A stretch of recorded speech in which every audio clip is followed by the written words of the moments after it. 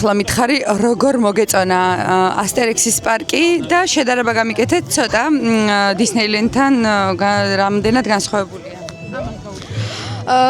ძალიან მომეწონა ეს პარკი. იმას ვიტყვი, რომ დისნეილენდი არის უფრო პატარა ბავშვებისთვის, ატრაქციონები არის, მაგრამ მაინც გათვლილია პატარა ბავშვებისთვის, მაგრამ ასტერექსი და ობელიქსის პარკი არის უფრო შედარებით დიდებისთვის გათვლილი. არის პატარებისთვისაც, მაგრამ უმეტესობა არის დიდებისთვის. მე ძალიან მომეწონა აქაურობა, იმიტომ რომ ძალიან ლამაზია და მომეწონა, ატრაქციონები. კაი იდეა იყო ასეთი ატრაქციონები შექმნეს.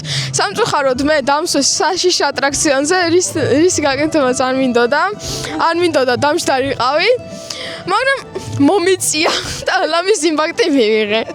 მოკლედ, მართლა ძალიან მომეწონა, სხვათა შორის დისნეის ჯობია, ჩემი წლოვანების განმოსახედიდან.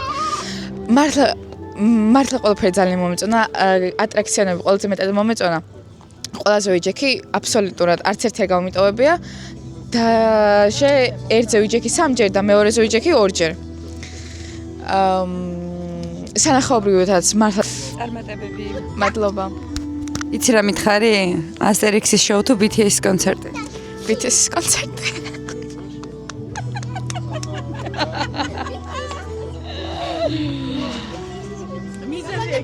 ვისი შვილი ხარ? არავისი. მოდი აქ, მითხარი როგორ მოგეწონა? კარგი იყო. ახლა დასრულა შოუ და ეხლა მითხარი შენი შთაბეჭდილებები.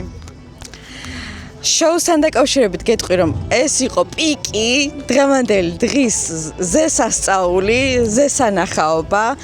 ამხელა დრონების შოუ და ფეიერვერკების შოუ კომბინაციაში ერთდროულად არ მინახავს და მართლაც რომ აღფრთოვანებას ვერ უბალავ, ისეთი სილამაზე იყო. პატარა ბავშვით მიხანო და დავბრუნდი, ასაკს აღარ ვიმჩნევ. საერთოდ არ შეგისვენია. არა, ნამდვილად ვერ შევისვენებდი ამ პარკში ვერანაირად, იმიტომ რომ დილიდან მოყოლებული ყველა ატრაქციონი მოვიარეთ, მე და ჩემმა შვილებმა.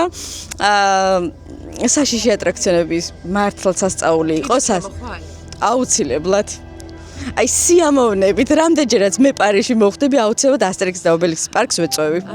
მაინტერესებს დისნეისა და ასტერექსის შორის რა განსხვავებას, ანუ შენის შეხედულებაც. ამ ორ შორის რომელს აირჩევთ? სანახაობრივად ასაკი, ჩემი შვილების ასაკიდან გამომდინარე, ასტერექსს და ობელიქსს ავირჩევდი უდაოდ. იქიდან გამომდინარე, რომ აქ უფრო მეტი გასართობია ამ ასაკის ბავშვებისთვის. თუ ბავშვი მყავს, ვთქვათ, პატარა 10 წლამდე, მაშინ დისნეილენდი ეს უდაოდ ზღაპარია, რომელიც ყველა ბავშვმა უნდა ნახოს. და მეგობრებო, აი ესე დასრულდა ჩემი ივლისის ტური. 10 დღიანი ბოდიალის შემდეგ ჩვენ ერთმანეთს უნდა დავემშვიდობოთ ხვან. პაკა. პარის თორი უამრავ საინტერესო თავგადასავლებს გპირდებათ. ნახვამდის. ძალიან დიდი მადლობა ნდობისთვის.